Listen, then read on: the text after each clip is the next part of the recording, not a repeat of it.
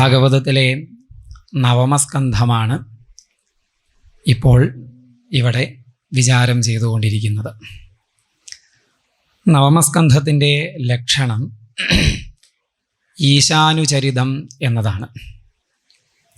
നവമസ്കന്ധത്തിൽ പ്രധാനമായും സൂര്യവംശത്തിലെയും ചന്ദ്രവംശത്തിലെയും രാജാക്കന്മാരുടെ കഥകളാണ് വിസ്തരിച്ച് പറയുന്നത്. അങ്ങനെ ആ വംശങ്ങളെ വർണ്ണിക്കുമ്പോഴാണ് സൂര്യവംശത്തിലെ പ്രധാനപ്പെട്ട അവതാരമായ രാമാവതാരത്തെക്കുറിച്ചും ചന്ദ്രവംശത്തിലെ പ്രധാനപ്പെട്ട അവതാരമായ കൃഷ്ണാവതാരത്തെക്കുറിച്ചും പറയുന്നത്. കൃഷ്ണാവതാരത്തെക്കുറിച്ച് പറഞ്ഞ് സംക്ഷിപ്തമായി കൃഷ്ണകഥ പറഞ്ഞു വെച്ചപ്പോൾ അത് വിസ്തരിച്ച് കേൾക്കുവാൻ ഉള്ള ആഗ്രഹം പരീക്ഷിത്ത് ശ്രീശുഖബ്രഹ്മർഷിയോട് അറിയിച്ചതിൻ്റെ അടിസ്ഥാനത്തിലാണ് ദശമസ്കന്ധത്തിൽ കൃഷ്ണകഥ വിസ്തരിച്ച് പറയുന്നത്.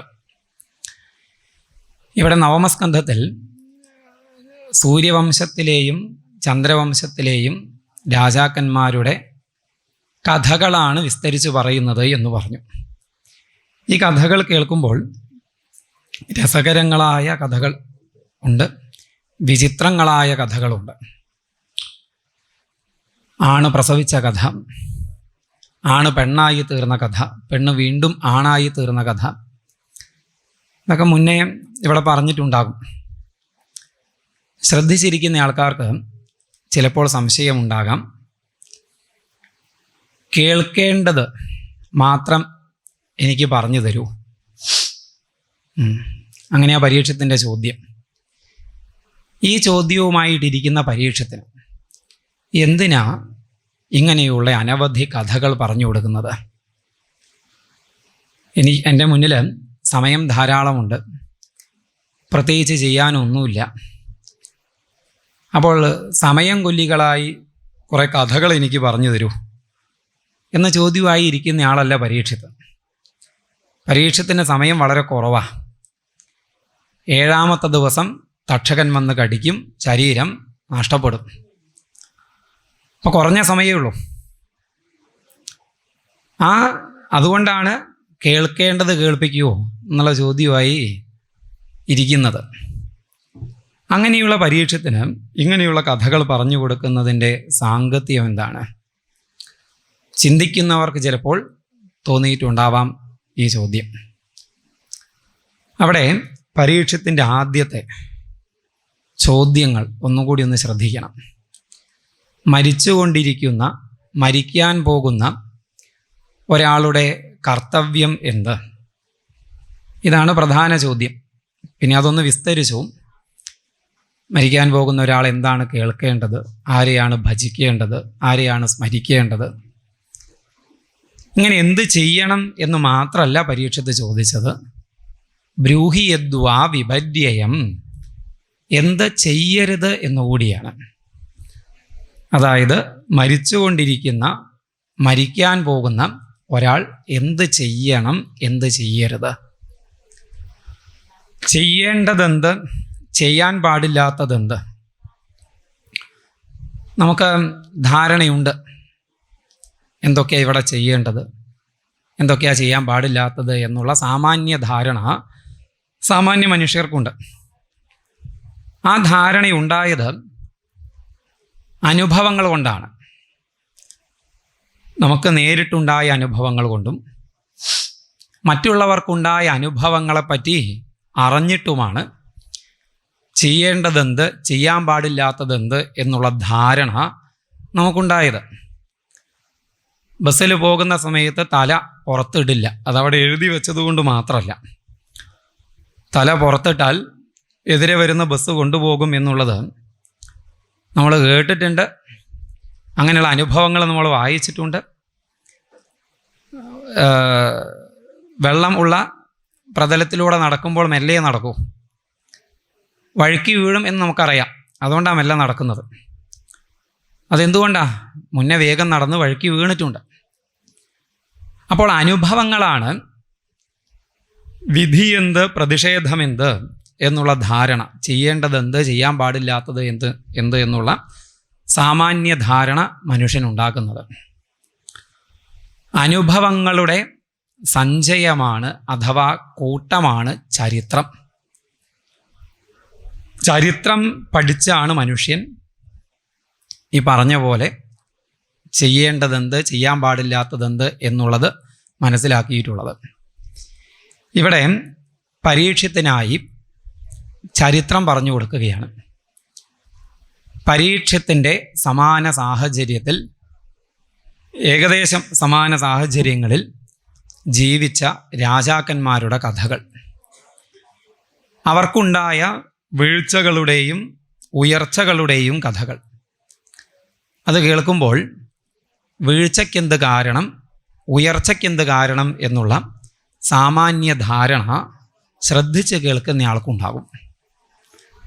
അപ്പോൾ സൂര്യവംശത്തിലെയും ചന്ദ്രവംശത്തിലെയും രാജാക്കന്മാരുടെ കഥകൾ പറഞ്ഞു കൊടുക്കുന്നതിൻ്റെ ഉദ്ദേശ്യം പരീക്ഷത്തിനെ മുൻനിർത്തി നമുക്ക് വിധി എന്ത്, പ്രതിഷേധം എന്ത് എന്നത് ബോധിപ്പിക്കലാണ്. ഇനിയും രാജാക്കന്മാരുടെ കഥകളാണ് ഇവിടെ പ്രധാനമായിട്ട് എന്ന് പറഞ്ഞു. രാജാക്കന്മാർക്ക് പറ്റിയ വീഴ്ചകൾ, അബദ്ധങ്ങൾ ധാരാളമായി ഈ കഥകളിൽ നമുക്ക് കാണാം. നമ്മളൊക്കെ പൊതുവേ വീഴ്ചകൾ പറ്റുമ്പോൾ, തെറ്റുകൾ ചെയ്യുമ്പോൾ സാഹചര്യങ്ങളെ പഴി പറയുകയാണ് സാധാരണ ചെയ്യാറ്. സാഹചര്യങ്ങൾ പ്രതികൂലമായതുകൊണ്ടാണ് എനിക്ക് ഈ തെറ്റ് ചെയ്യേണ്ടി വന്നത്, എനിക്ക് ഈ വീഴ്ച പറ്റിയത്. അപ്പോൾ ഭൗതികങ്ങളായ സാഹചര്യങ്ങൾ തീർത്തും അനുകൂലമായി നിന്നിരുന്നുവെങ്കിൽ ഞാനൊരു തെറ്റും ചെയ്യില്ലായിരുന്നു, ഒരു വീഴ്ചയും എനിക്ക് പറ്റില്ലായിരുന്നു എന്ന് പറയുന്നവരാ നമ്മളിൽ അധിക പേരും.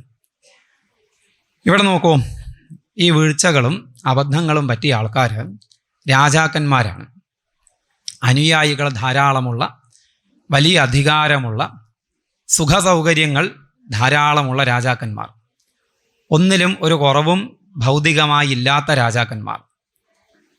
അവർക്ക് വീഴ്ചകളും അബദ്ധങ്ങളും താഴ്ചകളൊക്കെ സംഭവിച്ചത് കാണുമ്പോൾ നമുക്ക് മനസ്സിലാക്കാം, വീഴ്ചകളുടെ, അബദ്ധങ്ങളുടെ യഥാർത്ഥ കാരണം പുറമെയുള്ള ഒന്നുമല്ല, മറിച്ച് അനിയന്ത്രിതമായ നമ്മുടെ മനസ്സ് തന്നെയാണ് എന്ന്. എപ്പോൾ ആ മനസ്സ് നമ്മുടെ നിയന്ത്രണത്തിൽ വരുമോ അപ്പോഴേ സകല വീഴ്ചകളിൽ നിന്നും ഉയർന്ന് പരമമായ ഉയർച്ചയെ പ്രാപിക്കാൻ സാധിക്കുകയുള്ളൂ എന്ന്. അപ്പോൾ ഇതൊക്കെയാണ് നവമസ്കന്ധത്തിൻ്റെ ഉദ്ദേശ്യം. ശരി, അപ്പോൾ നവമസ്കന്ധത്തിലെ രാജാക്കന്മാരുടെ കഥകൾ കേട്ടുവരികയാണ്. സൂര്യവംശത്തെ സാമാന്യമായി വർണ്ണിച്ചു നിർത്തി ചന്ദ്രവംശത്തെ വർണ്ണിക്കാൻ ആരംഭിച്ചു. ചന്ദ്രവംശം വർണ്ണിച്ച് വരുമ്പോഴാണ് ഭഗവാന്റെ പരശുരാമാവതാരം നമ്മൾ നേരത്തെ കേട്ടത്. കഴിഞ്ഞ പ്രഭാഷണത്തിൽ പരശുരാമൻ്റെ കഥ പറഞ്ഞതിന് ശേഷം വീണ്ടും വംശം വർണ്ണിച്ചു വരുമ്പോൾ അവിടെ പ്രസിദ്ധമായ ഒരു കഥ പറയുകയാണ്, യയാതിയുടെ കഥ. ഈ യയാതിയുടെ കഥ വളരെ പ്രസിദ്ധമാണ്. മഹാഭാരതത്തിൽ അനേകം അധ്യായങ്ങളിൽ വിസ്തരിച്ചു പറഞ്ഞിട്ടുള്ള കഥയാണ് യയാതിയുടെ കഥ. നജാതു കാമകാമാനാം ഉപഭോഗേന ശാമ്യതി ഹവിഷ കൃഷ്ണവർമ്മേവ ഭൂയ ഏവാഭിവർദ്ധതേ എന്നത് അനുഭവത്തിൽ നിന്നും പഠിച്ച് ലോകത്തിനായി ഉപദേശിച്ച യയാതിയുടെ കഥ. ഒരു കാമവും ഉപഭോഗം കൊണ്ട് ശമിക്കില്ല, വർദ്ധിക്കുകയുള്ളൂ. ഭോഗം ആസക്തിയെ വർദ്ധിപ്പിക്കുകയാണ് ചെയ്യുക, ശമിപ്പിക്കുകയല്ല ചെയ്യുക. ഭോഗത്തിലൂടെ ആസക്തിയെ ഇല്ലാതെയാക്കാം എന്ന് വിചാരിക്കുന്നത് തീ കെടുത്താൻ നെയ്യ് ഒഴിക്കുന്നത് പോലെയാണ്. ഇത് തൻ്റെ അനുഭവത്തിൽ നിന്നും യയാതി പഠിച്ചു എന്നാണ്. നമുക്ക് യയാതിയുടെ കഥ, ചരിത്രം ഒന്ന് കേൾക്കാം. വംശം വർണ്ണിച്ചു വരുന്നു. യതിർ യയാതി സംയാതി ആയതി വിയതി കൃതി ഷഡിമേ നഹുഷസ്യാസൻ ഇന്ദ്രിയാണീവ ദേഹിന. ചന്ദ്രവംശത്തിലെ വളരെ പ്രസിദ്ധനായ ഒരു രാജാവായിരുന്നു നഹുഷൻ. നഹുഷൻ്റെ കഥ അത്ര വിസ്തരിച്ച് ഭാഗവതത്തിൽ പറഞ്ഞിട്ടില്ല, പരാമർശങ്ങളേ ഉള്ളൂ. നഹുഷൻ 100 യാഗം ചെയ്ത ആളായിരുന്നു. 100 യാഗം ചെയ്തു കഴിഞ്ഞാൽ ദേവേന്ദ്രനാകാനുള്ള യോഗ്യതയായി എന്നാണ്. ദേവേന്ദ്രനാകണം എന്നില്ല. ഇപ്പം 35 വയസ്സായാൽ രാഷ്ട്രപതിയാകാനുള്ള ഒരു യോഗ്യത, 34 വയസ്സുള്ള ആൾ രാഷ്ട്രപതി ആവില്ലേ? ഇതേപോലെ ദേവേന്ദ്രൻ ആകാൻ 100 യാഗം ചെയ്യണം. അപ്പം ഈ 100 അശ്വമേധം ചെയ്യുക എന്ന് വെച്ചാൽ ഒട്ടും എളുപ്പമുള്ള കാര്യമല്ല. അത് ചെയ്ത ദുർലഭം ഭൂമിയിലെ രാജാക്കന്മാരിൽ ഒരാളായിരുന്നു ആര്? ഈ നഹുഷൻ. ആ നഹുഷൻ ഒരു സമയത്ത് ദേവേന്ദ്രനാവുകയും ചെയ്തു. വൃത്രാസുരനെ കൊന്നിട്ട്, കഥ നിങ്ങൾ നേരത്തെ കേട്ടിട്ടുണ്ടാവും. വൃത്രാസുരനെ കൊന്നു. ദേവേന്ദ്രന് ബ്രഹ്മഹത്യാ പാപം പിടിപെട്ടു. ആ ബ്രഹ്മഹത്യാ പാപത്തിൽ നിന്നും രക്ഷപ്പെടാൻ ദേവേന്ദ്രൻ ബ്രഹ്മാവിൻ്റെ താമരപ്പൂവിൻ്റെ ഉള്ളിൽ പോയി ഒളിച്ചു നിന്നു എന്നാണ്. അപ്പോൾ ദേവരാജാവില്ലാതെയായി. അസുരന്മാർ ആക്രമിക്കും, ദേവലോകം അസുരന്മാർക്ക് കീഴിലാവും. അങ്ങനെ ഒരു അവസ്ഥ വരാതിരിക്കാൻ ബൃഹസ്പതി ബ്രഹ്മാവൊക്കെ അന്വേഷിച്ച് നഹുഷനെ കണ്ടെത്തി. നഹുഷനെ ദേവേന്ദ്രനാക്കി. അപ്പം ദേവേന്ദ്രനായി ദേവലോകത്തിലെത്തി. ഒരു മനുഷ്യനെ സംബന്ധിച്ചിടത്തോളം കർമ്മം ചെയ്ത് ഉയർന്നെത്താവുന്ന ഏറ്റവും വലിയൊരു സ്ഥാനമാണ് ദേവേന്ദ്ര പദവി എന്നത്. ഈ സ്ഥാനത്തെത്തിയിട്ടും, ഈ ഒരു വലിയ പദവി കിട്ടിയിട്ടും അവിടെ തൃപ്തനാവാൻ ഈ നഹുഷന് കഴിഞ്ഞില്ല എന്നാണ്. തനിക്ക് കിട്ടിയത് കാണാൻ കഴിഞ്ഞില്ല. ദേവേന്ദ്രനായപ്പോഴും കിട്ടാൻ ഇനി എന്താ ബാക്കി എന്നാണ് ചിന്തിച്ചത്. അങ്ങനെ നോക്കിയപ്പോൾ ദേവേന്ദ്രൻ്റെ പത്നിയായ ശചീദേവി തൻ്റെ പത്നിയായിട്ടില്ല. ദേവേന്ദ്രൻ്റെ അധികാരം തനിക്ക് ലഭിച്ചു, ദേവലോകം തനിക്ക് ലഭിച്ചു. ദേവേന്ദ്രൻ്റെ ദേവന്മാരൊക്കെ തൻ്റെ മുന്നിൽ താൻ പറഞ്ഞത് കേൾക്കാൻ തയ്യാറായിട്ട് നിൽക്കുന്നുണ്ട്.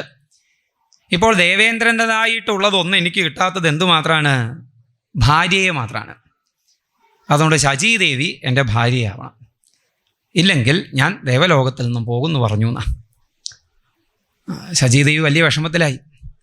ഇയാൾ ദേവലോകത്തിൽ നിന്നും പോയാലും വിഷമം, ഇയാളുടെ ഭാര്യയാവുക എന്നുള്ളത് ആലോചിക്കാനും വയ്യ. എന്താ ഇനി ചെയ്യുക? ശചീദേവി ദേവേന്ദ്രൻ അന്വേഷിച്ച് കണ്ടുപിടിച്ചു. എന്നിട്ട് ദേവേന്ദ്രനോട് ഈ വിഷമാവസ്ഥ അറിയിച്ചു. ദേവേന്ദ്രൻ ഒരു ഉപായം നിർദ്ദേശിച്ചു. അതനുസരിച്ചിട്ട് ശചീദേവി നഹുഷനോട് പറഞ്ഞു, ഞാൻ അങ്ങയുടെ പത്നിയാവാം, അങ്ങ് എന്നെ കൊണ്ടുപോകണം, ഞാൻ ഒരുങ്ങി നിൽക്കാം. അങ്ങ് എന്നെ കൊണ്ടുപോകാൻ വരേണ്ടത് അവാഹ്യവാഹനനായിട്ടാണ്. അങ്ങനെയാണ് പറയുന്നത്, അവാഹ്യവാഹനനായിട്ട്. അതായത്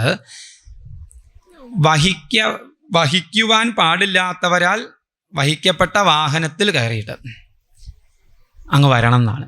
അപ്പം ഇദ്ദേഹത്തിന് ആദ്യം മനസ്സിലായില്ല, പിന്നെ ആലോചിച്ചപ്പോൾ മനസ്സിലാക്കി.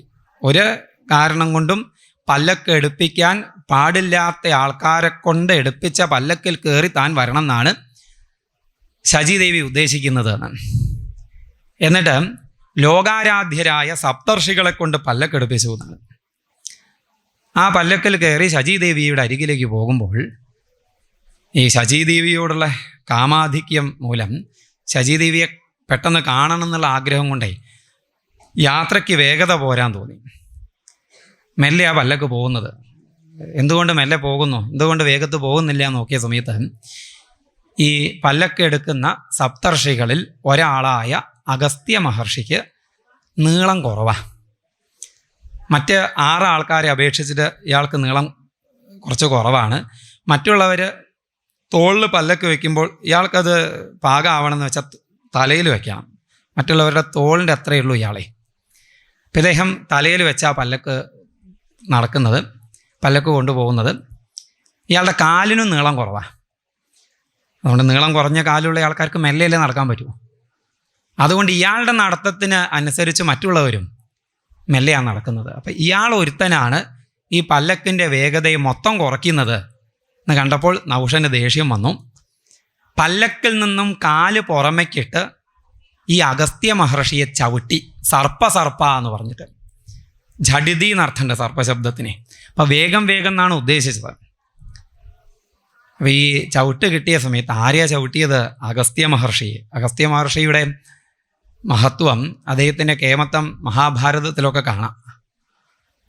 കുറച്ച് അസുരന്മാർ ദേവന്മാരെയും വല്ലാതെ ബുദ്ധിമുട്ടിച്ചു, വല്ലാതെ ഉപദ്രവിച്ചു. അവരെ ഇല്ലാതെയാക്കാനായിക്കൊണ്ട് അഗസ്ത്യ മഹർഷിയെ ശരണം പ്രാപിച്ചു ദേവന്മാർ. അപ്പം അഗസ്ത്യ മഹർഷി തങ്ങളെ നശിപ്പിക്കാൻ വരുന്നു എന്ന് കണ്ട് ഈ അസുരന്മാർ സമുദ്രത്തിൻ്റെ അടിയിൽ പോയി ഒളിച്ചു നിന്നു എന്നാണ്. ആ സമയത്ത് അഗസ്ത്യ മഹർഷി സമുദ്രത്തിൻ്റെ തീരത്ത് വന്ന് സമുദ്രം മുഴുവൻ ആചമിച്ച് കുടിച്ചു വറ്റിച്ച് കളഞ്ഞു എന്നാ. അങ്ങനെ സമുദ്രം മുഴുവൻ തപശക്തിയെ കൊണ്ട് ആചമിച്ച് തന്നിലേക്ക് ഒതുക്കിയ ആളായി അഗസ്ത്യ മഹർഷി. ഇനിയും കഥ ഉണ്ട്. മഹാമേരു പർവ്വതത്തോട് മത്സരിച്ച് വിന്ധ്യപർവ്വതം അങ്ങ് ഉയർന്നു എന്നാണ് ഒരു സന്ദർഭത്തിൽ. ദേവീ ഭാഗവതത്തിൽ ആ കഥ കാണാം. ഉയർന്ന് മഹാമേരുവിനേക്കാൾ മുകളിലേക്ക് ഞാനെത്തുമെന്ന് പറഞ്ഞ് അങ്ങ് ഉയർന്നത്. അപ്പം സൂര്യഗതി തടസ്സപ്പെട്ടു എന്നാണ്. സൂര്യന് പോകാൻ കഴിയുന്നില്ല. അങ്ങനെ വന്നപ്പോൾ കാലമേ സ്തംഭിച്ചു. അങ്ങനെ ഒരു അവസ്ഥ വന്ന സമയത്ത് ദേവന്മാർ അന്ന് ഉത്തരേന്ത്യയിൽ കാശിയിൽ വിശാലാക്ഷിയെ ഉപാസിച്ചു കൊണ്ടിരിക്കുകയായിരുന്ന അഗസ്ത്യ മഹർഷിയുടെ അരികെ ചെന്ന് ഈ ഒരു വിഷമാവസ്ഥ പരിഹരിച്ചു തരണമെന്ന് ആവശ്യപ്പെടുകയും അദ്ദേഹം വാരാണസിയിൽ നിന്ന്, കാശിയിൽ നിന്ന് ദക്ഷിണേന്ത്യയിലേക്ക് ഇങ്ങോട്ട് പോന്നു. നടുവിലാണല്ലോ ഈ വിന്ധ്യപർവ്വതം. അപ്പോൾ ഈ അഗസ്ത്യ മഹർഷി വരുന്നത് കണ്ടപ്പോൾ വിന്ധ്യപർവ്വതം താഴ്ന്നു, അദ്ദേഹത്തിൻ്റെ പ്രഭാവം അറിയുന്നതുകൊണ്ട്. അപ്പോൾ അഗസ്ത്യ മഹർഷി പറഞ്ഞു, എനിക്ക് മറുഭാഗത്തേക്ക് പോകണം, മറുഭാഗത്തേക്ക് പോയാൽ മാത്രം പോരാ, ഇങ്ങോട്ട് തിരിച്ചും വരണം. അതുകൊണ്ട് ഞാൻ തിരികെ വന്നിട്ട് നീ ഉയർന്നാൽ മതി എന്ന് പറഞ്ഞു. അദ്ദേഹം ഇങ്ങ് പോന്നു, പിന്നെ അങ്ങ് പോയില്ല. നമ്മുടെ ദക്ഷിണേന്ത്യക്കാരനായി അഗസ്ത്യകൂടത്തിൽ അവിടെ തപസ് ചെയ്യുന്നു എന്നാണ്. ഇങ്ങനെയൊക്കെ അമിത പ്രഭാവനാണ് ആര്? ഈ അഗസ്ത്യ മഹർഷി. ഈ അഗസ്ത്യ മഹർഷിയെയാണ് നഹുഷൻ ചവിട്ടിയത്. അഗസ്ത്യ മഹർഷി ഇങ്ങ് തിരിഞ്ഞിട്ട് പറഞ്ഞു, അങ്ങനെ തന്നെ ആവട്ടെ എന്ന്. സർപ്പ എന്നല്ലേ പറഞ്ഞത്. ഇവർ പല്ലൊക്കെ ഈ ശചീദേവിയുടെ കൊട്ടാരത്തിൻ്റെ മുന്നിൽ കൊണ്ടുവച്ച് കർട്ടൻ ഇങ്ങ് നീക്കിയ സമയത്ത് ഒരു പെരുമ്പാമ്പ് പല്ലക്കിൻ്റെ ഉള്ളിൽ ഇഴഞ്ഞ് പുറത്തേക്ക് ഇറങ്ങി ഭൂമിയിലേക്ക് വീണു എന്ന. പിന്നെ വെയിലും മഴയും കൊണ്ട് കുറേ കാലം ഭൂമിയിൽ പെരുമ്പാമ്പായിട്ട് കഴിയേണ്ടി വന്നു. പിന്നീട് മഹാഭാരതത്തിൽ കാണാം, യുധിഷ്ഠിരനുമായി കണ്ടുമുട്ടി, യുധിഷ്ഠിരനോട് കുറേ ചോദ്യങ്ങളൊക്കെ ചോദിച്ച് അങ്ങനെയൊക്കെയാണ് ശാപമോക്ഷം കിട്ടുന്നത്. അപ്പോൾ എന്താ ഈ കഥയിൽ നിന്ന് നമ്മൾ മനസ്സിലാക്കേണ്ടത്? നേരത്തെ ആമുഖത്തിൽ പറഞ്ഞത് തന്നെ, എത്ര ഉയർന്നിട്ടും കാര്യമില്ല. മഹാരാജാവായിരുന്നു, ചക്രവർത്തിയായിരുന്നു. സാമാന്യക്കാർക്ക് സാധിക്കാത്ത 100 അശ്വമേധയാഗം ചെയ്യുക എന്നത് സാധിച്ച ആളായിരുന്നു. അതുവഴി ദേവേന്ദ്രനായി തീർന്ന ആളായിരുന്നു. എന്നിട്ടും മനസ്സിനെ നിയന്ത്രിക്കാൻ കഴിയായിക മൂലം തീർത്തു അധപ്പതിച്ചു. വീണപ്പോഴോ പെരുമ്പാമ്പായി. മുകളിലേക്ക് പോയില്ലായിരുന്നെങ്കിൽ രാജാവായിട്ട് ഇവിടെ സുഖമായിട്ട് കഴിയാമായിരുന്നു.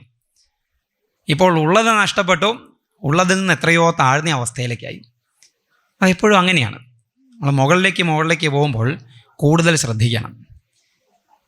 ഇരിക്കുന്ന ഉയർച്ചയെ അപേക്ഷിച്ചാണ് വീഴ്ചയുടെ ആക്കവും വീഴ്ചയിൽ പറ്റുന്ന പരിക്കിൻ്റെ വലുപ്പവും. അപ്പോൾ കസേരയിലിരിക്കുന്ന നിങ്ങൾ കുറച്ച് പേടിക്കണം ഈ നിരത്തിയിരിക്കുന്ന ആൾക്കാരെക്കാൾ. നിങ്ങളെക്കാൾ കൂടുതൽ ഞാൻ പേടിക്കണം. കാരണം ഞാൻ നല്ലോണം ഉയരത്തില്ല. ഈ സ്റ്റേജിലും ഒരു വീടൊക്കെ വെച്ച് അതിൻ്റെ മുകളിലാണ്. ഞാൻ ഇവിടുന്ന് താഴത്തേക്ക് വീണാൽ നിങ്ങൾ വീണ് പറ്റുന്നതിനേക്കാൾ കൂടുതൽ പരിക്ക് എനിക്ക് പറ്റുവേ. അതുകൊണ്ട് ഭഗവാൻ അനുഗ്രഹങ്ങളായി ജീവിതത്തിൽ ഉയർച്ചകൾ നൽകുമ്പോൾ, ഉയരങ്ങളിലേക്ക് നമ്മളെ ഇരുത്തുമ്പോൾ കൂടുതൽ വിനയമുള്ളവരാവുക, ഭക്തിയുള്ളവരാവുക, അടിത്തറ ഉറപ്പിച്ചോളുക. മുകളിലേക്ക് ഇങ്ങനെ നില പടുത്ത് പോകുന്ന സമയത്ത് അടിത്തറയ്ക്ക് ഉറപ്പില്ല എങ്കിൽ തകർന്നു തരിപ്പണാവുമെന്നർത്ഥം. ഇങ്ങനെയുള്ള എത്രയോ കഥകൾ നമുക്ക് പുരാണങ്ങളിൽ കാണാം, ഭാഗവതത്തിൽ പ്രത്യേകിച്ച് കാണാം. ദക്ഷൻ്റെ കഥ. ഉയർന്നങ്ങെത്തിയിരുന്ന ആളല്ലേ, എന്തായി അവസാന അവസ്ഥ? അഹങ്കാരം വർദ്ധിച്ചതിൻ്റെ ഫലമായിട്ട് ആടിൻ്റെ തലയും വെച്ച് നടക്കേണ്ടി വന്നു. അതേപോലൊരു കഥയാണ് നഹുഷൻ്റെ കഥ. ഉയർന്നങ്ങെത്തിയ ആളായിരുന്നു, ദേവേന്ദ്രനായി അവിടുന്ന് താഴത്തേക്ക് വീണ് പെരുമ്പാമ്പായി വെയിലും മഴയും കൊണ്ട് കാട്ടിൽ നടക്കേണ്ടി വന്നു. ഈ നഹുഷൻ പോയി. പിന്നെ ആ കഥയ്ക്ക് ശേഷം നഹുഷൻ ദേവലോകത്തിലേക്ക് പോയതിനു ശേഷം അദ്ദേഹത്തിൻ്റെ മക്കളാണ് രാജ്യം ഭരിച്ചത്. മൂത്ത മകൻ യതി, പേര് പോലെ തന്നെ അദ്ദേഹം യതിയായി തീരുകയുണ്ടായത്. അദ്ദേഹത്തിന് ഈ ഭൗതിക ജീവിതത്തിൽ അത്ര താല്പര്യം ഉണ്ടായില്ല, സന്യസിച്ചു പോവാണ് ഉണ്ടായത്. രാജ്യം നയിച്ചത് യതിപിത്ര ദത്തം തൽ പരിണാമവിധം എത്ര പ്രവിഷ്ട പുരുഷ ആത്മാനം നാവബുദ്ധ്യതേ. എന്തുകൊണ്ടാ? ഈ രാജ്യത്തിൽ രാജാവായി രാജകീയ സുഖസൗകര്യങ്ങളാൽ ഒക്കെ അനുഭവിച്ചുകൊണ്ടിരിക്കുമ്പോൾ അതിനാൽ ബാധിക്കപ്പെട്ട് സത്യത്തിൽ നിന്ന് അകന്നു പോയേക്കാം, ആത്മതത്വത്തിൽ നിന്ന് അകന്നു പോയേക്കാം, അനിത്യ പ്രപഞ്ചത്താൽ ബാധിക്കപ്പെട്ടേക്കാം. അതുകൊണ്ട് അങ്ങനെ ഒരു സാധ്യത ഉള്ളതുകൊണ്ട് അത് വേണ്ടാന്ന് വെച്ചു എന്നാണ്. എന്നിട്ട് കാട്ടിലേക്ക് പോവുക ചെയ്തത്. അതുകൊണ്ട് യയാതിയാണ് ആദ്യം രാജ്യം ഭരിച്ചത്. യയാതി വളരെ ഭംഗിയായി രാജ്യം ഭരിക്കുന്നു. ചതസ്രഷു ആദിശൽദിക്ഷു ഭ്രാതായവീയസാം കൃതദാരോ ജുഗോബോർവിങ് കാവ്യസ്യ വൃഷപർവണഹാം. അദ്ദേഹം ഭൂമി മുഴുവൻ തന്നെ തൻ്റെ കീഴിലാക്കി ചക്രവർത്തിയായി രാജ്യം ഭരിച്ചു. വൃഷപർവാവിൻ്റെ മകളെ അദ്ദേഹം ഭാര്യയാക്കി. അതേപോലെ കാവ്യൻ്റെ മകളെ, ശുക്രാചാര്യരുടെ മകളായ ദേവയാനിയെയും, ആദ്യം പറയേണ്ടത് ദേവയാനിയെ ആദ്യം ഭാര്യയാക്കി. പിന്നെ ദേവയാനിയുടെ പണിക്കാരിയായ വൃഷപർവാവിൻ്റെ മകളായ ശർമ്മിഷ്ഠയെയും ഭാര്യയാക്കി എന്ന് പറഞ്ഞാൽ ശർമ്മിഷ്ഠയിൽ പുത്രോത്പാദനം ചെയ്തു. ഇത് പറഞ്ഞ സമയത്ത് ആ കഥ വിസ്തരിച്ച് പറഞ്ഞു തരൂ പറഞ്ഞു തരാൻ ആവശ്യപ്പെടുകയാണ് രാജാവ്. ബ്രഹ്മർഷിർ ഭഗവാൻ കാവ്യ ക്ഷത്രബന്ധുശ്ച നാഹുഷ രാജന്യ വിപ്രയോഗസ്മാത് വിവാഹ പ്രതിലോമക. അതാ സംശയം. ഈ പ്രതിലോമ വിവാഹം സംഭവിക്കാൻ എന്താ കാരണം? നാഹുഷ ക്ഷത്രബന്ധു, നാഹുഷൻ്റെ പുത്രനായ യയാതി ക്ഷത്രബന്ധുവാണ്, ക്ഷത്രിയനാണ്. കാവ്യൻ, അതായത് ശുക്രാചാര്യർ, ബ്രാഹ്മണനാണ്. അപ്പോൾ ശുക്രാചാര്യരുടെ മകൾ ബ്രാഹ്മണ സ്ത്രീയാണ്, ഇയാൾ ക്ഷത്രിയനാണ്. ഇപ്പം ക്ഷത്രിയ പുരുഷൻ ബ്രാഹ്മണ സ്ത്രീയെ വിവാഹം കഴിക്കുക എന്നുള്ളത് അന്നത്തെ വ്യവസ്ഥയ്ക്ക് അന്നത്തെ കാലത്ത് വ്യവസ്ഥ അംഗീകരിച്ചിട്ടുള്ളതല്ല. പ്രതിലോമ വിവാഹമാണെന്നാണ്. പ്രതിലോമം എന്ന് വെച്ചാൽ ഈ രോമത്തിന് വിപരീതം എന്നാണ് അർത്ഥം. അനുലോമം, പ്രതിലോമം. അപ്പം അങ്ങനെ സംഭവിക്കാൻ എന്താ കാരണം? രാജാവും ബ്രാഹ്മണ സ്ത്രീയും തമ്മിൽ വിവാഹം കഴിക്കാൻ എന്താ കാരണം ചോദിച്ചു. അങ്ങനെയാണ് ആ കഥ വിസ്തരിച്ച് പറയുന്നത്. ഏകദാ ദാനവേന്ദ്രസ്യ ശർമ്മിഷ്ഠാനാമ കന്യക സഖീസഹസ്ര സംയുക്ത ഗുരുപുത്ര്യാജ ഭാമിനി. അന്ന് അസുര രാജാവ് വൃഷപർവാവായിരുന്നു. വൃഷപർവാവിൻ്റെ മകളാണ് ശർമ്മിഷ്ഠ. ഈ വൃഷപർവാവ് അസുര രാജാവ്, അസുര ഗുരു ശുക്രാചാര്യരുടെ മകളാണ് ദേവയാനി. ദേവയാനിയും ശർമ്മിഷ്ഠയും കൂട്ടുകാരികളാണ്. രാജാവിൻ്റെ മകളും ഗുരുവിൻ്റെ മകളും കൂട്ടുകാരികളാണ്. അവർ മറ്റ് തോഴിമാരോട് കൂടിയിട്ട് ഒരിക്കൽ കാട്ടിലേക്ക് പോയി. കാട്ടിൽ ഒരു ജലാശയത്തിൽ കുളിച്ചുകൊണ്ടിരിക്കെ ഭാഗവതനുസരിച്ചിട്ട് ആ സമയത്ത് മഹാദേവൻ പാർവതീദേവിയോട് കൂടി അവിടേക്ക് വന്നു എന്നാണ്. മഹാഭാരതത്തിൽ ദേവേന്ദ്രൻ വന്നു എന്നാണ് പറയുന്നത്. എന്തായാലും ഒരു ബഹുമാനിക്കേണ്ട ഒരാൾ വന്നു എന്ന് മനസ്സിലാക്കിക്കോളൂ. ഇവർ പൂർണ്ണ നഗ്നരായിട്ടാണ് കുളിക്കുന്നത്. കാടാണ്, ആരും വരുമൊന്നുമില്ല. ആ ധൈര്യത്തിൽ വസ്ത്രങ്ങളൊക്കെ കരയിൽ വെച്ച് പൂർണ്ണ നഗ്നരായിട്ട് കുളിക്കുക. അപ്പോൾ മഹാദേവൻ പാർവതീദേവിയോട് കൂടിയിട്ട് വരുന്നത് കണ്ടപ്പോൾ സഹസാ ഉത്തീര്യ വാസാംസി പര്യധോ വ്രീഡിതാഹ സ്ത്രീയ. ഈ സ്ത്രീകളൊക്കെ വ്രീഡിതകളായി, ലജ്ജാവതികളായി. എന്നിട്ട് പരിഭ്രമിച്ച് വേഗം കരയിലേക്ക് കയറി വസ്ത്രങ്ങൾ എടുത്ത് ധരിച്ചപ്പോൾ, ഇപ്പം പെട്ടെന്നാണിതേ, വേഗം കരയിലേക്ക് കയറി വസ്ത്രങ്ങൾ എടുത്ത് ധരിച്ചതാണ്. ശർമ്മിഷ്ഠയും ദേവയാനിയും വസ്ത്രങ്ങൾ മാറി ധരിച്ചു പോയി. ശർമ്മിഷ്ഠയുടെ വസ്ത്രം ദേവയാനി ധരിച്ചു. ക്ഷമിക്കാവുന്നൊരു കുറ്റമാണത്. പക്ഷെ രണ്ടുപേർക്കും അഭിമാനം കലശലായിട്ടുള്ളതുകൊണ്ട് തർക്കം തുടങ്ങിയെന്നാണ്. ഒരാൾക്ക് ഞാൻ ശുക്രാചാര്യരുടെ മകളാണ്, അസുര ഗുരുവിൻ്റെ മകളാണെന്നുള്ള അഭിമാനമുണ്ട്. മറ്റേയാൾക്ക് ഞാൻ രാജകുമാരിയാണെന്നുള്ള അഭിമാനമുണ്ട്. അതുകൊണ്ട് രണ്ടുപേരും കടുകിന് പോലും വിട്ടുകൊടുത്തില്ല. അഹോ നിരീക്ഷത സിയമ്മത്വ പ്രകുപിതാ ദേവയാനീതമബ്രവീതം. ഈ ശർമ്മിഷ്ഠ തൻ്റെ വസ്ത്രം ധരിച്ച് കണ്ട സമയത്ത് ദേവയാനി ദേഷ്യത്തോടു കൂടിയിട്ട് പറഞ്ഞു, അഹോ നിരീക്ഷ്യതാം അസ്യ ദാസ്യാകർമ്മ ഹ്യസാമ്പ്രതം അസ്മദ്ധാര്യം ധൃതവതി സുനീവ ഹവിരധ്വരെ. മഹാഭാരതത്തിലൊക്കെ വിസ്തരിച്ച് പറയുന്നുണ്ട് അവരങ്ങോട്ടും ഇങ്ങോട്ടും വിളിച്ച ചീത്തകളൊക്കെ. ഒന്നിപ്പോൾ വിസ്തരിച്ചിട്ട് പ്രത്യേകിച്ച് നമുക്ക് പ്രയോജനമൊന്നുമില്ല. എന്തായാലും അങ്ങോട്ടും ഇങ്ങോട്ടും കുറേ ചീത്തകൾ വിളിച്ചു പറഞ്ഞു. ദേഷ്യം വന്നിട്ട് ശർമ്മിഷ്ഠ, രാജകുമാരി ശർമ്മിഷ്ഠയാണ്. അതുകൊണ്ട് തന്നെ തോഴികളൊക്കെ ശർമ്മിഷ്ഠ പറഞ്ഞാലാ കേൾക്കുക. അധികാര ശർമ്മിഷ്ഠയ്ക്കാണല്ലോ കൂടുക. ശക്തി കൂടെ ദേവയാനിക്കായിരിക്കാം, പക്ഷെ അധികാരം കൂടെ ശർമ്മിഷ്ഠയ്ക്കായതുകൊണ്ട്, മാത്രമല്ല ക്ഷത്രിയ സ്ത്രീയുമാണ്, രാജാവിൻ്റെ മകളല്ലേ, അസുര രാജാവുമാണ്. അപ്പോൾ ശക്തിയൊക്കെ കായിക ബലമൊക്കെ കൂടെ ആർക്കായിരിക്കാം? ശർമ്മിഷ്ഠയ്ക്കായിരിക്കാം. അതുകൊണ്ട് തന്നെ പറഞ്ഞ് കുറച്ച് കഴിഞ്ഞപ്പോൾ ഉന്തും തള്ളുമൊക്കെയായി ദേഷ്യം വന്ന ശർമ്മിഷ്ഠ ഈ ദേവയാനി ഉടുത്ത വസ്ത്രം കൂടി അഴിച്ച് വാങ്ങി ദേവയാനിയെ, അവിടെ ഒരു പൊട്ടക്കിണറുണ്ടായിരുന്നു, ആ പൊട്ടക്കിണറിലേക്ക് തള്ളി വിട്ടിട്ട് അങ്ങ് പോവുകയും ചെയ്തു എന്നാണ്.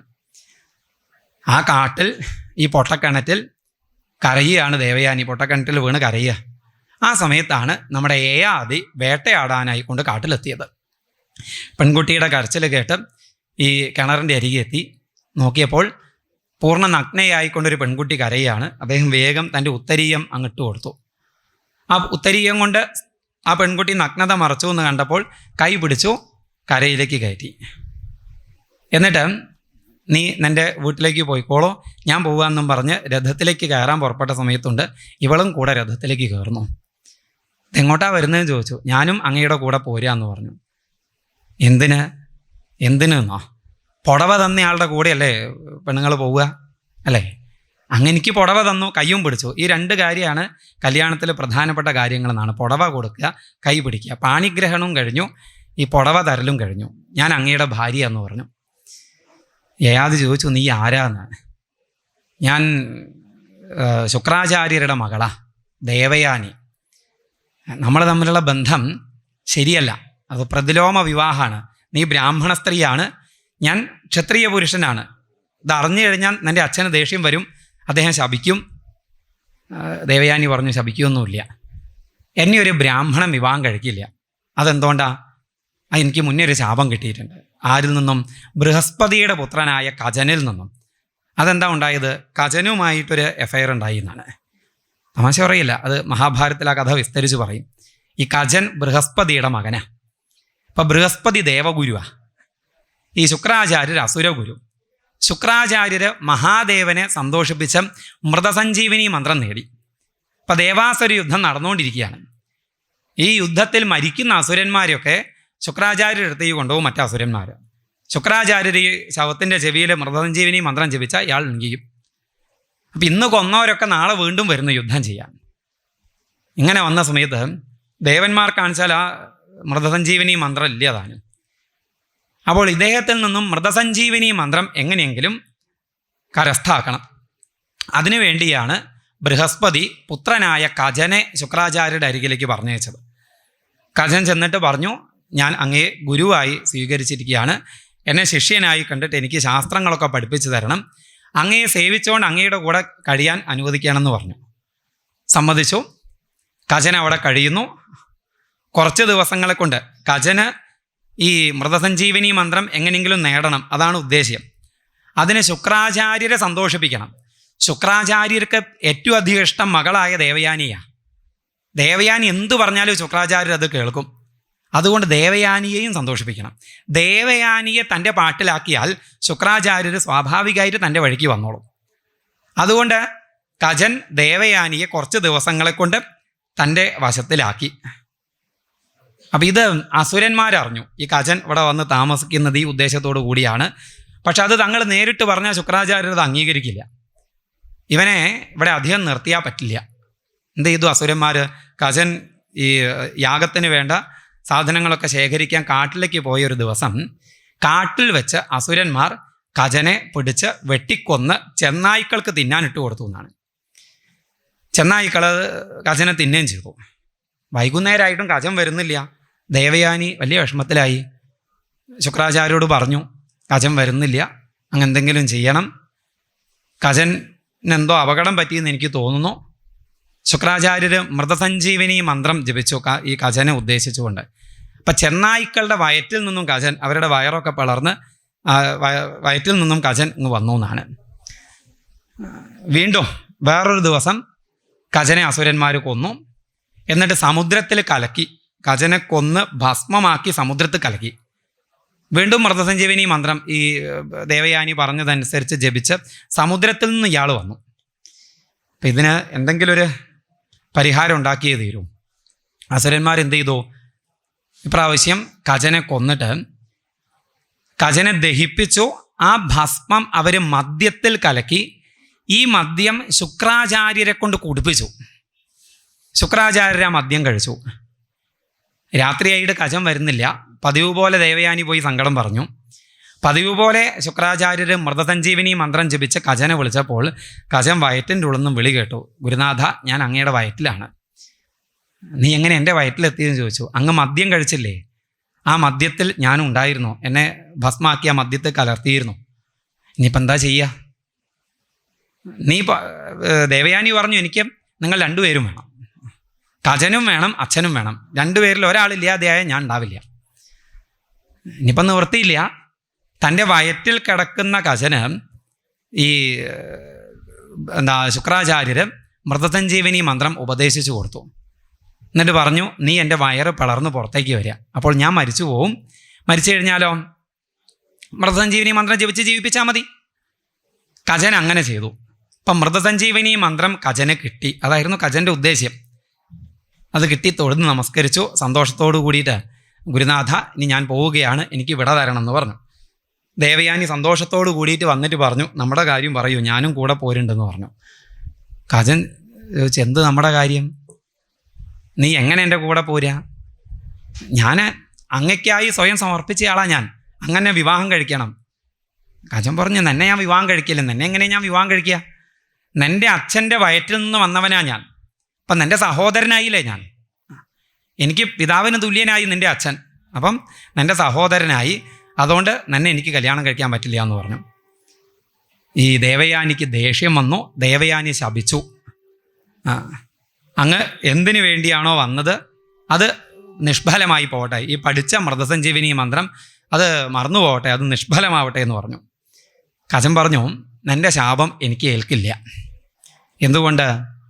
നീ ശപിക്കുന്നത് നല്ല ഉദ്ദേശത്തിലല്ല, കാമകലുഷിതമായ മനസ്സുകൊണ്ടാണ്. നിൻ്റെ കാമം സാധിക്കാത്തത് കൊണ്ടാണ് നീ ശപിക്കുന്നത് എന്നതുകൊണ്ട് നിൻ്റെ ശാപം ഫലിക്കില്ല. ഞാൻ നിന്നെ ശപിക്കുന്നു, നിന്നെ ബ്രാഹ്മണരെ വിവാഹം കഴിക്കാതെ പോട്ടെ എന്നാണ്. ആ ശാപം എനിക്ക് കിട്ടിയതുകൊണ്ട് എന്നെ ബ്രാഹ്മണർ വിവാഹം കഴിക്കില്ല, ക്ഷത്രിയനെ കഴിക്കൂ. അതുകൊണ്ട് അങ്ങനെ വിവാഹം കഴിക്കണം എന്ന് പറഞ്ഞു. യയാതി ദേവയാനിയും കൊണ്ട് ശുക്രാചാര്യരുടെ അരികെ ചെന്നു. ശുക്രാചാര്യരെ കണ്ടപ്പോൾ ദേവയാനി സങ്കടം പറഞ്ഞു. ഇങ്ങനെയൊക്കെ സംഭവിച്ചിട്ടുണ്ട്. ആ ശർമ്മിഷ്ഠ എന്തൊക്കെ പറഞ്ഞു എന്നറിയോ? എന്നെ മാത്രമല്ല, നമ്മളെയൊക്കെ അങ്ങേ പറഞ്ഞത് എനിക്ക് കൂടുതൽ വിഷമായത്. അവൾ പറഞ്ഞു, മഹാഭാരതത്തിൽ പറയുന്നുണ്ട്, അവൾ പറഞ്ഞു, അവൾ കൊടുക്കുന്നയാളാണ്, അവൾ യാഗം ചെയ്യിക്കുന്നയാളാണ്, നമ്മൾ വാങ്ങുന്നയാളാണ്, അവർ പറയുന്നത് കേട്ടത് ചെയ്തു കൊടുക്കുന്നയാളാണ്, അവരുടെ ഭൃത്യരാണ് നമ്മൾ. അതുകൊണ്ട് ഇനി ഒരു നിമിഷം ഇവിടെ നിൽക്കരുതെന്ന് പറഞ്ഞു. ഇതൊക്കെ കേട്ടിട്ട് ശുക്രാചാര്യർക്ക് ദേഷ്യം വന്നു.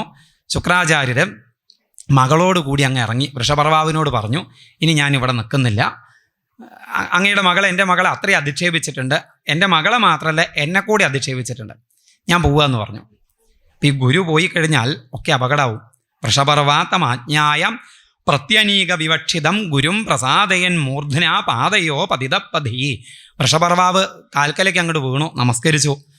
എന്നിട്ട് പറഞ്ഞു, അങ്ങ് എന്ത് പറഞ്ഞാലും ഞാൻ ചെയ്യാം, അങ്ങനെ വിട്ടുപോകരുത്. അങ്ങ് ഞങ്ങളെ വിട്ടുപോയി കഴിഞ്ഞാൽ ഞങ്ങൾ നശിക്കും. അതുകൊണ്ട് ഞാനും എൻ്റെ മകളും അങ്ങും അങ്ങയുടെ മകളും പറയുന്നത് എന്തും ചെയ്യാൻ തയ്യാറാ. ഇങ്ങനെ പറഞ്ഞ് കരഞ്ഞപ്പോൾ ക്ഷണാർദ്ധമന്യോ ഭഗവാൻ ശിഷ്യം വ്യാജഷ്ട ഭാർഗവ. ഈ ഭാർഗവനായ ശുക്രാചാര്യർ ക്ഷണാർദ്ധമന്യുവാണ്. ശുക്രാചാര്യർ മാത്രമല്ല, മഹർഷിമാരൊക്കെ അങ്ങനെയാണ്. അവരുടെ മന്യു, ദേഷ്യം ക്ഷണാർദ്ധം ഉണ്ടാവുള്ളൂ എന്നാണ്. പെട്ടെന്ന് ദേഷ്യം വരും, ആ പെട്ടെന്ന് തന്നെ അത് പോവുകയും ചെയ്യുന്നതാണ്. അതുകൊണ്ട് തന്നെ ഇദ്ദേഹത്തിൻ്റെ ഈ വിഷമവും കരഞ്ഞുകൊണ്ടുള്ള പറച്ചിലും ഒക്കെ കേട്ട സമയത്ത് ഈ ശുക്രാചാര്യർ തണുത്തു. എന്നിട്ട് പറഞ്ഞു, കാമോസ്യ ക്രയതാം രാജൻ നൈനാം ത്യക്തുമിഹോത്സവേ ഉത്സഹേ. എനിക്ക് വിഷമമൊന്നുമില്ല, എനിക്ക് അങ്ങയോടോ അങ്ങയുടെ മകളോടോ വിരോധവുമില്ല. പക്ഷേ എൻ്റെ മകൾ വല്ലാതെ വിഷമിച്ചുകൊണ്ടാണ്. അതുകൊണ്ട് എൻ്റെ മകളുടെ ആഗ്രഹം എന്താണെന്ന് മനസ്സിലാക്കിയിട്ട് അത് ചെയ്തു കൊടുക്കുമെന്ന് പറഞ്ഞു. അവളെ സന്തോഷിപ്പിക്കും, ഞാൻ അങ്ങയുടെ കൂടെ നിന്നോളാം. ദേവയാനിയോട് ചോദിച്ചു വൃഷപർവാവ് എന്താ വേണ്ടതെന്ന്. ദേവയാനി പറഞ്ഞു, അങ്ങയുടെ മകൾ 100 കണക്കിന് ദാസിമാരുമായിട്ട് എനിക്ക് ദാസ്യപ്പണി ചെയ്യണം. ജീവിതകാലം മുഴുവൻ എൻ്റെ ദാസിയായിട്ട്, കല്യാണം കഴിക്കാതെ കുട്ടികളെ കുടുംബമൊന്നും ഇല്ലാതെ എൻ്റെ ദാസിയായി ജീവിതകാലം മുഴുവൻ അങ്ങയുടെ മകൾ കഴിയണം. അത് സമ്മതമാണെങ്കിൽ ഇപ്പോൾ അങ്ങയുടെ മകൾ രാജകുമാരി പദവി ഒഴിവാക്കി പണിക്കാരിയായിട്ട് എൻ്റെ കൂടെ വരികയാണെങ്കിൽ എൻ്റെ അച്ഛൻ ഇവിടെ നിൽക്കും, ഇല്ലെങ്കിൽ ഞങ്ങൾ പോകുമെന്ന് പറഞ്ഞു. ശർമ്മിഷ്ഠയ്ക്ക് വേറെ നിവൃത്തിയില്ല. ശർമ്മിഷ്ഠ പറഞ്ഞു ഞാൻ വന്നോളാന്ന്. അങ്ങനെ കുറേ തോഴികളോടുകൂടി ശർമ്മിഷ്ഠ ഈ ദേവയാനിയുടെയും യയാതിയുടെയും പണിക്കാരി അയച്ചാൽ അവരുടെ കൂടെ അങ്ങ് പോയി. വിവാഹം ഗംഭീരമായിട്ട് നടത്തി യയാതിയുടെയും ദേവയാനിയുടെയും. ആ വിവാഹം കഴിഞ്ഞ് യയാതിയുടെ കൂടെ ദേവയാനിയെയും ദേവയാനിയുടെ കൂടെ ശർമ്മിഷ്ഠ തുടങ്ങിയ തോഴികളെയും കൂടെ പറഞ്ഞയക്കുമ്പോൾ ശുക്രാചാര്യർ യയാതിയോട് കൃത്യം പറഞ്ഞു. എന്താ പറഞ്ഞത്? തമാഹരാജൻ ശർമ്മിഷ്ഠാം ആധാസ്തൽപ്പേന കരിഹിച്ചിൽ. അങ്ങ് ദേവയാനി എൻ്റെ മകളാണ്, അങ്ങയുടെ പത്നിയാണ്, ഇന്ന് മുതൽ അങ്ങ് നല്ലവണ്ണം നോക്കണം. ഇത് ശർമ്മിഷ്ഠ ദേവയാനിയുടെ പണിക്കാരിയാണ്, അങ്ങ് നല്ലവണ്ണം നോക്കണ്ട, ദേവയാനി നോക്കിക്കോളും. അങ്ങയുടെ ബെഡ്റൂമിലേക്ക് ഇവളെ കൊണ്ടുപോവുക വേണ്ട. അങ്ങനെ തന്നെയാണ് പറഞ്ഞത്. ആധാസ്തൽപ്പേന കരിഹിച്ചിൽ, അങ്ങയുടെ തൽപ്പത്തിൽ ഇവളെ ഇരുത്തുകയോ കിടത്തുകയോ ചെയ്യരുത്. ഈ ശുക്രാചാര്യർ ജീവിതം കുറേ കണ്ടയാളാണേ. ഇതെങ്ങോട്ടൊക്കെയാണ് പോവുക എന്നുള്ളത് അസലായിട്ട് അറിയാം. അത് മുന്നേ അറിഞ്ഞിട്ടാണ് പറഞ്ഞത്, ശ്രദ്ധിക്കണമെന്ന്. ശരിയെന്ന് പറഞ്ഞു, പോവുകയും ചെയ്തു. ദിവസങ്ങൾ കുറേ കഴിഞ്ഞു. ഒരു ദിവസം ഈ ശർമ്മിഷ്ഠ യയാതിയുടെ അരികെ ചെന്നു. എന്നിട്ട് യയാതിയോട് പറഞ്ഞു, അങ്ങ് എന്നെ സ്വീകരിക്കണം. ഇപ്പം ഋതുകാലം കഴിഞ്ഞ് ഞാൻ സന്താനോൽപാദനത്തിന് തയ്യാറായിട്ട് നിൽക്കുകയാണ്. അതുകൊണ്ട് അങ്ങ് എന്നിൽ സന്താനോൽപാദനം ചെയ്യണം. എൻ്റെ പതിയാണ് അങ്ങ്. പതി എന്ന് വെച്ചാൽ പാതി ഇതി പതി, പരിപാലിക്കുന്നവൻ പതി.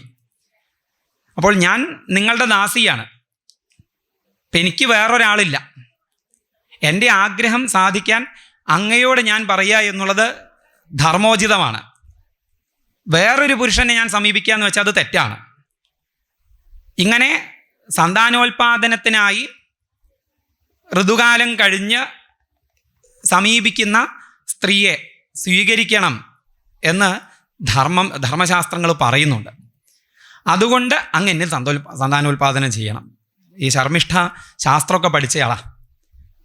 ഇങ്ങനെയൊക്കെ പറഞ്ഞ് അഭ്യർത്ഥിച്ചു, കരഞ്ഞു പറഞ്ഞു. യയാതിക്ക് നിവൃത്തിയില്ലാതെയായി. യയാതിരീവ ധാർമ്മിക എന്നാണ്, ധാർമ്മികനാണ് അദ്ദേഹം, ധർമ്മശാസ്ത്രങ്ങൾ പഠിച്ചയാളാണ്. അപ്പം ധർമ്മശാസ്ത്രങ്ങൾ അനുസരിച്ച് ചിന്തിക്കുമ്പോൾ ശർമ്മിഷ്ഠയെ ഉപേക്ഷിക്കാൻ വയ്യ. അങ്ങനെ ശർമ്മിഷ്ഠയുടെ നിർബന്ധത്തിന് വഴങ്ങി യയാതി ശർമ്മിഷ്ഠയിൽ പുത്രോൽപാദനം ചെയ്തു. ഇത് കൃത്യമായിട്ട് നമ്മൾ മനസ്സിലാക്കേണ്ടതാണ്. യയാതി ശർമ്മിഷ്ഠയെ കണ്ട് മോഹിച്ച് ശർമ്മിഷ്ഠയുടെ പിറകു പോയതല്ല. ശർമ്മിഷ്ഠ വന്ന് അഭ്യർത്ഥിച്ചതാണ്. അഭ്യർത്ഥിച്ചെന്ന് മാത്രം പറഞ്ഞാൽ പോരാ, അത്രയും അപേക്ഷിച്ചതാണ്. അതുകൊണ്ടാണ് യയാതി അത് സ്വീകരിച്ചത്, അപേക്ഷ സ്വീകരിച്ചത്. അങ്ങനെ ശർമ്മിഷ്ഠ ഗർഭിണിയായി, പ്രസവിച്ച സമയത്ത് ദേവയാനിക്ക് സംശയം. ദേവയാനി ചോദിച്ചു, ആരാ നിൻ്റെ കുട്ടിയുടെ അച്ഛന്ന്? അപ്പം ശർമ്മിഷ്ഠ പറഞ്ഞു, അതൊരു സന്യാസിയാണ്, അദ്ദേഹത്തെ പകലൊന്നും കാണില്ല, രാത്രി വരും, രാത്രി വന്ന് എന്നെ അനുഗ്രഹിച്ചു, അങ്ങനെ കുട്ടി ഉണ്ടായതാണ്, ഇടയ്ക്ക് കുട്ടിയെ ലാളിക്കാനൊക്കെ രാത്രി വന്ന് പോവുകയുള്ളൂ എന്ന് പറഞ്ഞു. പാവം ദേവയാനി അങ്ങനെ തന്നെയാന്ന് കരുതുകയും ചെയ്തു. പിന്നെയും ദിവസങ്ങൾ കുറേ കഴിഞ്ഞു. ശർമ്മിഷ്ഠയ്ക്ക് 3 മക്കളും ദേവയാനിക്ക് 2 മക്കളും. ഒരു ദിവസം ഈ കള്ളത്തരം മുഴുവൻ പൊളിഞ്ഞു. ഈ ദേവയാനിയും യയാതിയും കൂടെ ഉദ്യാനത്തിൽ ഇരിക്കുന്ന സമയത്ത് ശർമ്മിഷ്ഠയുടെ മക്കൾ അങ്ങോട്ട് കളിക്കാൻ വന്നു. കളിച്ചുകൊണ്ടിരിക്കുന്ന സമയത്ത് അവർ അച്ഛനെ കണ്ടപ്പോൾ അച്ഛാന്നും വിളിച്ച് ഓടി വന്ന് യയാതി അങ്ങ് കെട്ടിപ്പിടിച്ചു എന്നാണ്. ആ അവസ്ഥയൊന്ന് ആലോചിച്ച് നോക്കൂ. ഭാര്യയുടെ കൂടെ അങ്ങനെ നടന്നു പോകുന്ന സമയത്ത് 3-4 കുട്ടികൾ ഓടി വന്ന് അച്ഛാന്ന് പറഞ്ഞ് കെട്ടിപ്പിടിച്ചുള്ള അവസ്ഥ. ഈ യയാതിക്ക് എന്താ ചെയ്യേണ്ടതെന്ന് നിശ്ചയില്ല, എന്താ പറയേണ്ടതെന്ന് അറിയില്ല. ദേവയാനി ജ്വലിച്ചു എന്നാണ്, കത്തി ജ്വലിച്ചു ദേഷ്യം കൊണ്ട്. ഇന്ന് ഞാൻ ശരിയാക്കുന്നുണ്ട്, അങ്ങ് വഞ്ചകനാണ്, ചതിയനാണ് എന്നൊക്കെ പറഞ്ഞ് നേരെ ശുക്രാചാര്യരുടെ അരികെ ചെന്നു. എന്നിട്ട് പറഞ്ഞു, ഇയാൾ എന്നെ പറ്റിച്ചു. അച്ഛൻ പറഞ്ഞില്ലേ, പ്രത്യേകം പറഞ്ഞിരുന്നില്ലേ, പറഞ്ഞയക്കുമ്പോൾ ശർമ്മിഷ്ഠയെ പരിഗണിക്കരുതെന്ന്. എനിക്ക് 2 ഉണ്ടായപ്പോൾ ശർമ്മിഷ്ഠയ്ക്ക് 3 മക്കളാണ് ഉണ്ടായത്. വലിയ സങ്കടമായിട്ട് പറഞ്ഞു. ദേഷ്യം വന്നു ശുക്രാചാര്യർക്ക്. ശുക്രാചാര്യർ ശപിച്ചു, തനിക്ക് ക്ഷയം പിടിക്കട്ടെ, വാർദ്ധക്യം പിടിപെടട്ടെ, ക്ഷയമല്ല വാർദ്ധക്യം പിടിപെടട്ടെ, ജര ബാധിക്കട്ടെ എന്ന് ശപിച്ചു. അപ്പം ഇദ്ദേഹത്തിൻ്റെ യൗവനം നഷ്ടപ്പെട്ടു, തീർത്തും വൃദ്ധനായി. അത് കണ്ടപ്പോൾ ശുക്രാചാര്യർക്ക് തന്നെ സങ്കടം തോന്നി. ശുക്രാചാര്യർ ശാപമോക്ഷം കൊടുത്തു. 5 മക്കളുണ്ടല്ലോ, ഏതെങ്കിലും ഒരു മകൻ പൂർണ്ണ സമ്മതത്തോടു കൂടിയിട്ട് അങ്ങയുടെ വാർദ്ധക്യം വാങ്ങാനും ആ മകൻ്റെ യൗവനം തരാനും തയ്യാറായാൽ മകൻ്റെ യൗവനം കൊണ്ട് സുഖം അനുഭവിച്ചോളാൻ പറഞ്ഞു. സാമാന്യം ലേശം ഉളുപ്പ് നാണം ഉള്ള ഒരാൾ മക്കളോട് ചോദിക്കുമോ? ഇദ്ദേഹം ചോദിച്ചു എന്നാണ്. 5 മക്കളെയും വിളിച്ചിട്ട് പറഞ്ഞു, നിങ്ങളുടെ അമ്മമാരോട് കൂടി ലോകസുഖം അനുഭവിച്ചിട്ട് എനിക്ക് തൃപ്തിയായിട്ടില്ല, അതുകൊണ്ട് നിങ്ങളുടെ യൗവനം, നിങ്ങളുടെ ആരുടെങ്കിലും യൗവനം എനിക്ക് തരണം. ഓരോരുത്തരെയും വിളിച്ചിട്ടാട്ടോ പറഞ്ഞത്, 5 ആളെയും വിളിച്ചിട്ടല്ല. ആദ്യം യദുവിനെ വിളിച്ചു. എന്നിട്ട് യദുവിനോട് പറഞ്ഞു. യദു പറഞ്ഞു, അവിദിത്വാ സുഖം ഗ്രാമ്യം വൈതൃഷ്ണ്യം നൈതി പൂരുഷ. ഞാൻ എൻ്റെ യൗവനം തരില്ല. എന്താ കാരണം? വിഷയസുഖങ്ങൾ കുറച്ചൊക്കെ അനുഭവിച്ചാലേ വൈതൃഷ്ണ്യം ഉണ്ടാവുള്ളൂ, ആഗ്രഹം ശമിക്കുള്ളൂ. അതുകൊണ്ട് ഈ വിഷയസുഖങ്ങൾ ലേശം അനുഭവിക്കാൻ യൗവനം എനിക്ക് വേണം. അപ്പം അച്ഛന് തന്നു കഴിഞ്ഞാൽ ഇത് കുറേ കഴിഞ്ഞിട്ട് എനിക്കിത് കിട്ടിയിട്ട് കാര്യമില്ല, അതുകൊണ്ട് ഞാൻ തരില്ല എന്ന് പറഞ്ഞു. മറ്റുള്ള മക്കളും ഹ്യനിത്യേ നിത്യബുദ്ധയ, പൂരി ഒഴികെ ബാക്കി 3 പേരും പറഞ്ഞു ഞങ്ങളുടെ യൗവനം അച്ഛന് തരില്ല എന്ന്. അവർ അനിത്യേ നിത്യബുദ്ധയ എന്നാണ്. അനിത്യപ്രപഞ്ചത്തിൽ നിത്യബുദ്ധി വെച്ചവരായിരുന്നു എന്നാണ്. ഈ അനിത്യ ശരീരത്തിൽ നിത്യബുദ്ധി വെച്ചവരായിരുന്നു. ഈ ശരീരം സത്യമാണ്, ശരീരസുഖമാണ് വലുത് എന്നൊക്കെ കരുതിയിരുന്ന അവർ ഈ ശരീരസുഖത്തെ ഉപേക്ഷിക്കാൻ തയ്യാറായില്ല. ഏറ്റവും ഇളയവനായ പൂരുവിനെ വിളിച്ചു. അപൃച്ഛൽ തനയം പൂരും വയസ്സോനം ഗുണാധികം. വയസ്സ് ഊനമാണ്, കുറവാണ്, ഗുണം അധികമാണ്. ഈ 5 മക്കളെയും 5 ആൾക്കാരിൽ വയസ്സിൽ കുറവും ഗുണത്തിൽ അധികമുള്ള ആളാണ് പൂരു എന്നാണ്. എന്നിട്ടിത് പറഞ്ഞ സമയത്ത് പൂരു പറഞ്ഞു, എൻ്റെ യൗവനം ഞാൻ തരാം, അച്ഛൻ പറഞ്ഞത് കേൾക്കുകയാണ് വേണ്ടത്. അച്ഛൻ പറഞ്ഞത് കേൾക്കുക എന്നല്ല, അച്ഛൻ്റെ മനസ്സിലുള്ളതെന്തോ അത് മനസ്സിലാക്കി ചെയ്തു കൊടുക്കുന്നയാളാണ് ഉത്തമപുത്രൻ എന്നാണ്. ഉത്തമഃ ചിന്തിതം കുര്യാത് പ്രോക്തകാരീതു മധ്യമ അധമഃ അശ്രദ്ധയാ കുര്യാത് അകർത്തോച്ചരിതം വിദൂം. എന്നിട്ട് പറഞ്ഞു, അച്ഛൻ ചിന്തിക്കുന്നത് അച്ഛൻ പറയാതെ ചെയ്തു കൊടുക്കുന്നയാളാണ് ഉത്തമപുത്രൻ. അച്ഛൻ പറയുന്നത് അനുസരിക്കുന്നയാളാണ് മധ്യമപുത്രൻ. അച്ഛൻ പറയുന്നത് ഇഷ്ടമുണ്ടായിട്ടൊന്നല്ല, ശപിച്ചിട്ടും ഓക്കെ മഹാഭാവി അച്ഛനായിപ്പോയി, പറഞ്ഞത് കേട്ടില്ല എന്ന് വെച്ചാൽ കുരുത്തക്കേടുണ്ടാവും, ചെയ്തു കൊടുത്തേക്കാം എന്ന് പറഞ്ഞ് ചെയ്യുന്നയാൾ അധമപുത്രൻ. അച്ഛൻ പറഞ്ഞത് കേൾക്കാത്തയാളോ? അച്ഛൻ പറഞ്ഞത് കേൾക്കാത്ത മക്കളെ, പുത്രനായാലും ശരി പുത്രിയായാലും ശരി, അകർത്തോച്ചരിതം വിധു എന്നാണ്. മക്കൾ എന്ന് പറയാൻ പറ്റില്ല എന്നാണ്. അച്ഛൻ്റെ ശരീരത്തിൽ നിന്നും പുറത്തേക്ക് പോകുന്ന പലതുണ്ട്, ജീവനുള്ളതുണ്ട്. മക്കൾ എന്ന് വിളിക്കാറുണ്ടോ? കൃമിയെ പേനിയൊക്കെ മോനെ മോളെ എന്ന് വിളിക്കാറുണ്ടോ? ഇല്ല. നമ്മുടെ ശരീരത്തിൽ നിന്ന് പുറത്തേക്ക് പോകുന്നതാണേ, അത്രയേ ഉള്ളൂ എന്നാണ്.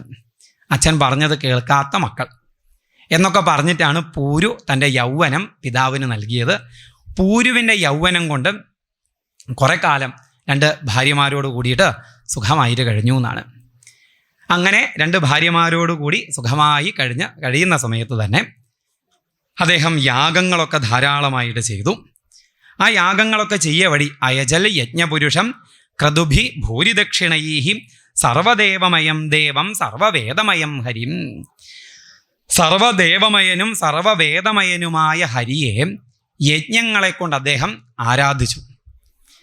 യസ്മിന്നിദം വിരചിതം വ്യോംനീവ ജലദാവലി നാനേവ ഭാതി നാഭാതി സ്വപ്നമായ മനോരഥ. ഈ യാഗങ്ങളൊക്കെ ചെയ്യുന്ന സമയത്ത് തന്നെ യസ്മിന്നിദം വിരചിതം, ഈ കാണുന്ന പ്രപഞ്ചം, വ്യോംനീവ ജലദാവലി, ആകാശത്തിൽ മേഘം എന്ന പോലെ, നാനേവ ഭാതി നാഭാതി സ്വപ്നമായ മനോരഥ, സ്വപ്നമായ മനോരഥ തുല്യമാണ്. ഇത് ആത്യന്തികമായി വസ്തുസത്യമല്ല, ഇത് കേവലം മനക്കൽപ്പിതമാണ്. നാനേവ ഭാതി നാഭാതി, ഇവിടെ പലത് കാണപ്പെടുന്നത് മനസ്സുണ്ടാക്കുന്നതാണ് ഈ നാനാത്വം. യഥാർത്ഥത്തിൽ നാനാത്വമില്ല, ഒന്നേ ഉള്ളൂ. നാമരൂപങ്ങളുടെ തലത്തിൽ മാത്രമേ പലതുള്ളൂ. സത്യം ഏകവും അദ്വിതീയവുമാണ് എന്നുള്ളത് അദ്ദേഹം നിരന്തരം വിചാരം ചെയ്തു. ആ പരമസത്യസ്വരൂപനായ ഭഗവാനെ തമേവ ഹൃദി വിന്യസ്യ വാസുദേവം ഗുഹാശയം നാരായണമണീയാംസം നിരാശീഹി അയജൽ പ്രഭൂ. ആ ഗുഹാശയനായ സർവ ശരീരങ്ങളിലും അന്തര്യാമിയായി നിൽക്കുന്ന സർവേശ്വരനായ നാരായണനെ അദ്ദേഹം യജിച്ചു എന്നാണ്. യാഗങ്ങൾ ചെയ്തുകൊണ്ട് യജിച്ചു, ആരാധിച്ചു. ഇങ്ങനെ യാഗങ്ങൾ ധാരാളം ചെയ്തിട്ടും ഈ ഒരു വേദാന്ത വിചാരം നിരന്തരം ചെയ്തിട്ടും ഏവം വർഷസഹസ്രാണി മനഃഷ്ഠേർ മനസ്സുഖം വിദധാനോപി നാദൃപ്യൽ സാർവഭൗമ കതീന്ദ്രിയൈ എന്നാണ്. ഒരു ഭാഗത്ത് ശ്രദ്ധാപൂർവം ഭക്തിയോടുകൂടി യാഗങ്ങളൊക്കെ ചെയ്യുന്നുണ്ട്, മറുഭാഗത്ത് ഈ പ്രപഞ്ചം മിഥ്യയാണ്, മനക്കൽപ്പിതമാണ്, സത്യം ഏകമാണ് എന്ന അദ്വൈത വേദാന്ത വിചാരം നിരന്തരം ചെയ്യുന്നുണ്ട്.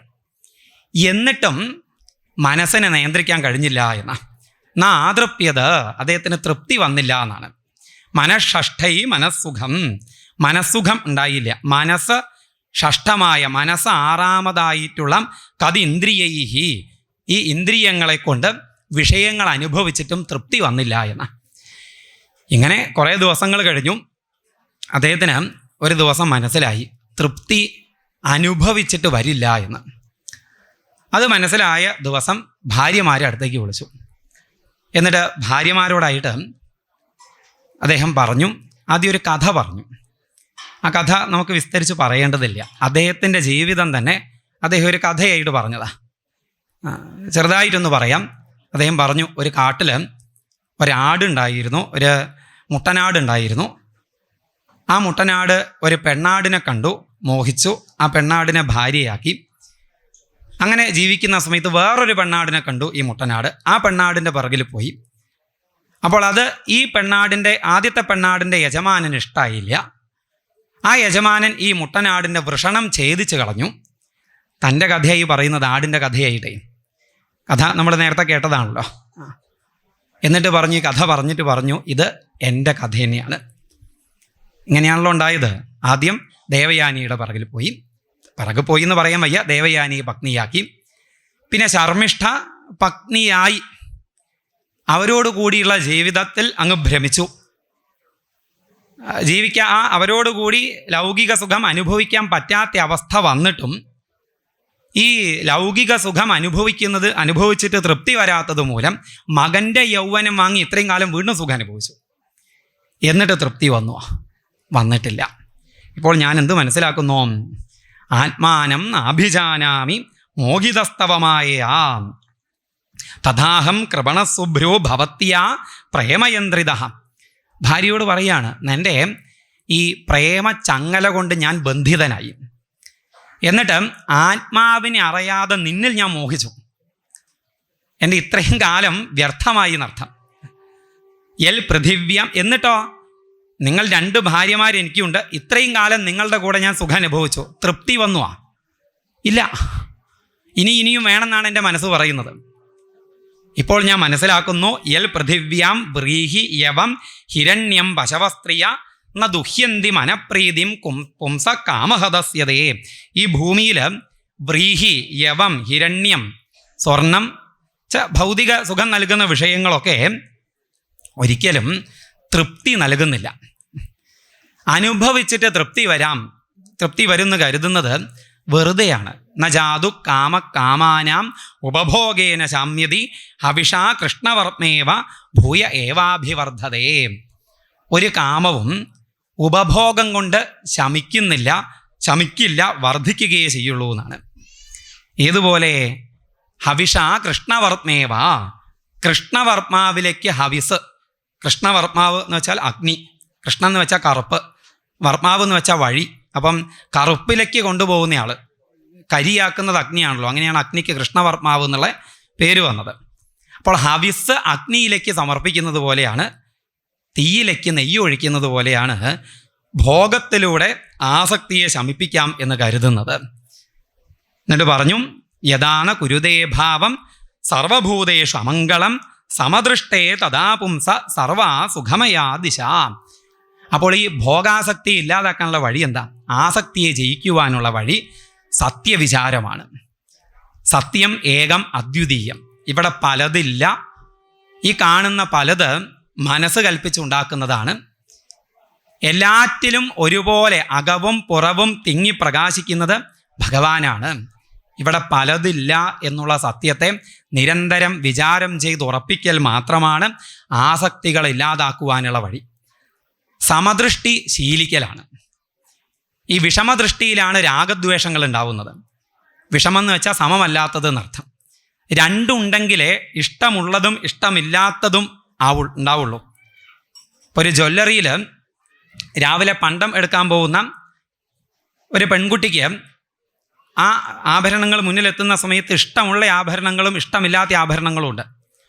അതേ ജ്വല്ലറിയിൽ രാത്രി കക്കാൻ പോകുന്ന കള്ളന് ഇഷ്ടമില്ലാത്തത് ഇഷ്ടമുള്ളതില്ല.